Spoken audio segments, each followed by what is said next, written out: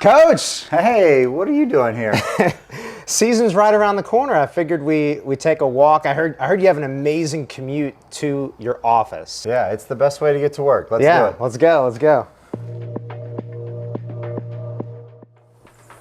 So how long's your walk to the office? 25 minutes. What do you think about during those 25 minutes on a regular basis?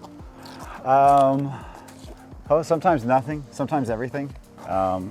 Sometimes, a lot of times this time of year, basketball. Sometimes just thinking about the family, thinking about Athens, thinking about like all the things that I've been blessed with in life. So it's really it's a decompression time for me to kind of start my day and kind of clear my mind as I head to work. Yeah, I mean it's a beautiful commute too. That's why I came to your house. Thank you for coming and getting me today. I appreciate it. Headphones or no headphones? Yeah, usually headphones. Yeah, okay. A lot of headphones. Almost never talk on the phone, but listen to music. Usually just listen to music or listen to nothing. A lot of times I have them in, but I don't have anything playing. I'm just trying to, they're noise canceling. Gotcha. And then sometimes it's the exact opposite. We'll see obviously squirrels and groundhogs and deer and chipmunks and everything else. And it's kind of nice just to take it all in and kind of absorb it all. Well, 11th season, folks, for Coach Boldon as the head coach here at Ohio. You've coached at 11 different places. So, I have, yes. I've been many places. But you've been at Ohio the longest out of all those stops. So why Ohio for the longest out of all the places? I mean, it's just a special place. It's a unique place, but it's a special place. And when you meet people, and once it's really hard to put into words. Like you almost have to come here and experience it. But when you meet people, you meet our alums, they all have the same story, right? And it's one of joy and happiness. And when you see people in the airports or when you're traveling or you're out to dinner, and they find out that you work at Ohio, like there's just this joy that you see on their face, and they're reminiscing either the times that they were at school here, or they were visiting a friend who went here, or whatever it is. But I mean, it's always a positive thought, and it's just a special place to be, and it's been really wonderful for me and my family, and it's been really good for me. What's your favorite part of campus? College Green. Okay, we're on our way to College Green, right? I walk through it every day. Maybe that's why. But I just like walking the pillars, and then the landscaping and the trees, and it's just picturesque. Like I think it's like when you think of a college campus, to me growing up, if I would have thought, if I were to design or draw a college campus, that this is what it would be. And it's a pretty cool spot. Wow. I've just noticed how the colors of the leaves are just all so different. Yeah. Like you got the red, like you get all of them, from a light yellow to a dark red. Well, we found ourselves here on Court Street, and the rain has not stopped the show, right? No, it has not. Yeah. Sometimes it happens, but you don't carry an umbrella, right? Not usually, no. All right, so the 2023-2024 squad, Bob, the team, what makes this team so unique compared to ones you've had in the past as you get ready to start the season? I think the number of kids that are playing that did not play for us last year. The 5 freshmen that came in, we got 2 transfers that came in, and then Maddie and Peyton coming back from an ACL surgery. It's just a lot of people that didn't play last year for one reason or another. So it makes it, you asked what makes it, that's the most unique thing I've ever coached. I've never had so few people who played the previous year, and then such a diverse group of people who didn't play, coming from different schools, being here practicing, being in high school, and all kind of coming together at the same time. Got 5 freshmen, 2 transfers. Maybe one word or something that goes through your mind when you think of the 7. Like just their enthusiasm. I love their enthusiasm. I love how excited they are to be here. I think they brought a lot of energy to our workouts. And it's exciting to see them grow every day and kind of get to know each other a little bit better and kind of gel as a team and kind of watch that develop has been very exciting. Got the walk sign here. Yes, Beautiful. Safety first. Safety first. So the two transfers, Bengisu Alper and Kennedy Watkins. Let's start with Kennedy. What does she bring to the table? Well, I think they both bring a level of experience. When you talk about newcomers and the 5 freshmen and the kids that even Peyton and Maddie, they've been here, but they've both battled some injuries and haven't played as much as maybe you'd expect them to have played. So getting the experience of 2 players that have logged some college minutes, and that's just vitally important. There's value in having veterans, and they provide that. They have been. Both of them have done a great job of learning. They've been very accepting of the new roles that they've been asked to do versus what they were asked to do at their previous school. And they're both doing them very, very well. The theater? Yeah, look at this. The theater is awesome. Family saw Super Mario Brothers there. Really? Yeah. Wow. So, I mean, it's just a really special place. Yeah. And, the uniqueness of Athens is something that we really treasure as a family and really grateful to be a part of. Jay McClure is coming off a really solid freshman season. Towards the end of the year, got into the starting lineup. What is the next step for Jay as a player? I think to just continue to grow and learn. I think it can be misleading sometimes because she did play so well last year. She sometimes feels like she's a junior or a senior, but she's still just a sophomore. I think she's got a lot of learning to do and a lot of growth left ahead of her. I don't think she's played her best basketball, which doesn't mean I think she's played bad basketball. I think she's been very good. I think I'm just very excited for what's to come, and she's a very good leader. She's taking on more of that role. She's doing a good job of distributing the basketball. She's making more plays off the ball defensively. And, just kind of growing her game to becoming a complete player, and I think she's going to have a very special year for us. Well, the rain is, I think, tapered off a bit. That's exciting stuff. Thank you for that. I appreciate it. This commute has just everything today. It has. It has had a little bit of everything, including a couple strange looks at people walking down the street with a camera. Kyle's been a rock star. Yeah, Kyle hasn't hit anybody yet. Yeah. He's better at walking backwards than I am driving a car forward. Cassie Laffler, Kate Dennis. Yeah. What do you feel like they will bring to the table this upcoming season? Well, they've done such a nice job of leading by example. I mean, they get in an incredible amount of extra work. They've really fine-tuned, both of them have fine-tuned their shots and are shooting the ball very well and really taken on a leadership role. With Cass and Kate and Jaya and Kayla, those are the only players that really played last year that are still on the team. And I think they're doing it, all 4 of them are doing a very nice job of helping these new players move along, helping the old players kind of reacclimate to being a part of the team. And they've just been, their work ethic and the way that they've prepared for practices has been really valuable and a great teaching tool for our young kids. And I'm expecting big things out of all of them. Peyton feels like an extension of you coaches. Yeah, and has an interest in being a coach someday. And you can see it. You don't have to be around long to see that she has that. She understands the game very well. She communicates very well with people. Wow.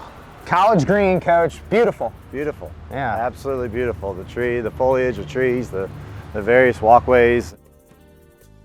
Let's talk about your coaching staff, Bob. Yeah. And it's amazing, especially starting with your associate head coach, Tavares Jackson. Yeah. When and where was the first time you met Coach Jackson? Oh, he and I have known each other for almost 20 years now. He worked at Slippery Rock when I was an assistant at Akron. We were in the same kind of recruiting circles where we'd see each other.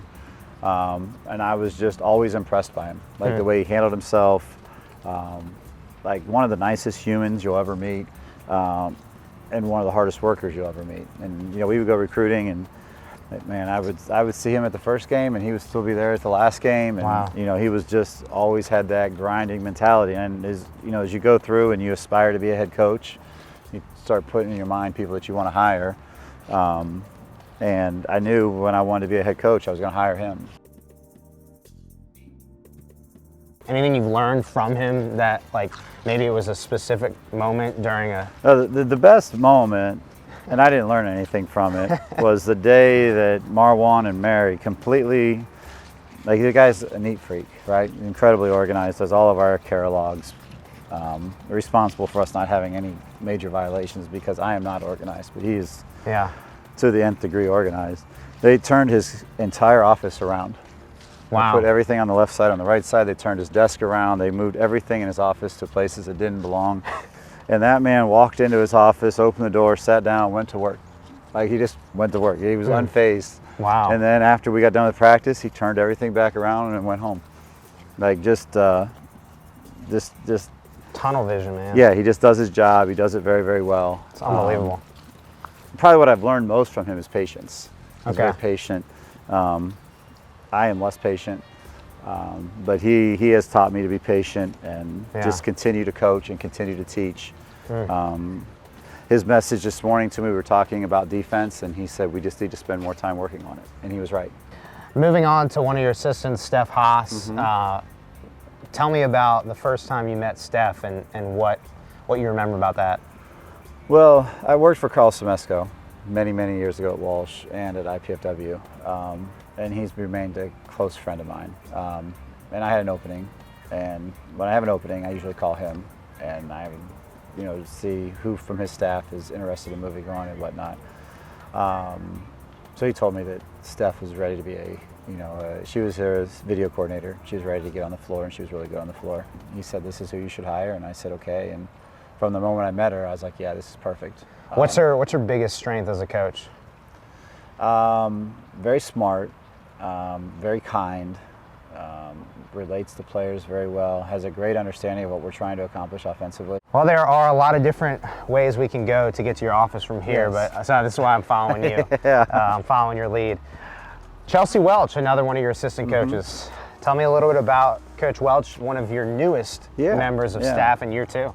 Yeah, we're fortunate to get Chelsea. When Marwan left, looking around for somebody that had an enthusiasm for recruiting, and she does, and she's been terrific in the recruiting aspect with the transfers with high school kids. Has a very likable personality and does a great job of initiating contact with kids and developing those. I've been really impressed with how quickly Chelsea has picked things up, and a good teacher. And again, all of them they have an immense care about the players. And when you're hiring, I think that's what you're looking for. Whether it's your 3 on-floor coaches like Chelsea and Steph and Tavares, or we're fortunate enough to have Adobo and Ebony and video coordinator and Kaylee. Yeah. All of them care very much about our kids, and I think that's what, as a head coach, that's what you're hoping for. Is you're going to hire people that care about players and are in it for the right reason. Yeah. And those 5 certainly are, and I wouldn't be anywhere near the level of success I've had without them.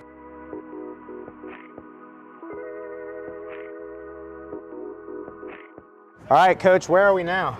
Heading into West Green. Okay. We got the dorms up here. All of our kids live in James Hall up here to your left. When you think about what it takes to win, you've been a coach for such a long time. What are your key ingredients to winning, other than obviously scoring more points than the other team? There's a lot of build-up throughout summer. Right, and I think you're exactly right. Like, you gotta take care of business in the summer. You gotta have a good fall.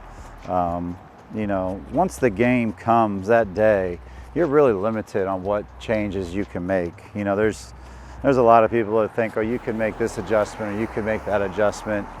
The reality is that you practiced 2 or 3 times to prepare for this game, and you've already practiced the things that you want to do. General theory is that, like, once the game comes, like, that's the test. You know what I mean? You've already, either you studied or you didn't. Multiple choice, short answer. Correct, the whole thing, yeah. Like, for us, in general, we play Wednesdays and Saturdays, so if you did your work on Monday and Tuesday, Wednesday will be pretty easy. But if you didn't do a good job, if I didn't do a good job of teaching on Monday and Tuesday, and they didn't do a good job of learning on Monday and Tuesday, well, Wednesday's going to really be a challenge for us. So you just hope that you did your job, and and hopefully you could kind of enjoy the fruits of your labor on game day. There's a lot of sacrifices made. There's a lot of time left away from family that these kids make in order to try to make this a special season. So that team bonding and that unity and feeling a sense of family amongst your team is really important. Helps you get through those lulls and the ups and downs that a season's guaranteed to bring you. The cozy confines of the Convocation Center. Cozy, very cozy. I don't know that anybody's ever called it cozy. However, it is the combo. It has been home to us. It has been very, very good to us. Yeah. And a place that we're comfortable with, and you know, when you get the band playing and you get our fans here, and it's just a great environment. Yeah. It's a wonderful place to play. Let's go inside the convo, shall we? Message to the fans, Coach. Well, I think it's going to be an exciting year. You know, there's a lot of new faces. I think we'll be it's a lot of the same stuff, but a little bit faster, a little bit more tempo with what we do, and I think it'll be a fun style of basketball to watch. The office right here. This is pretty amazing. Is this the most fun you've had on a commute? Yes, thank you for that. This has been the most enjoyable. It's the most I've talked on a commute from home, that's for sure. Do a lot of people talk to you on your commute normally? No, not normally at all. I'm usually by myself. I usually don't say a word from the time I leave till the time I get here. Wow, so this was a one-of-a-kind experience. Yes, absolutely. Yeah, well, absolutely. Well, appreciate your time, Coach. 25 minutes up, 25 minutes down. Perfect. Good luck this season. Thank you very much.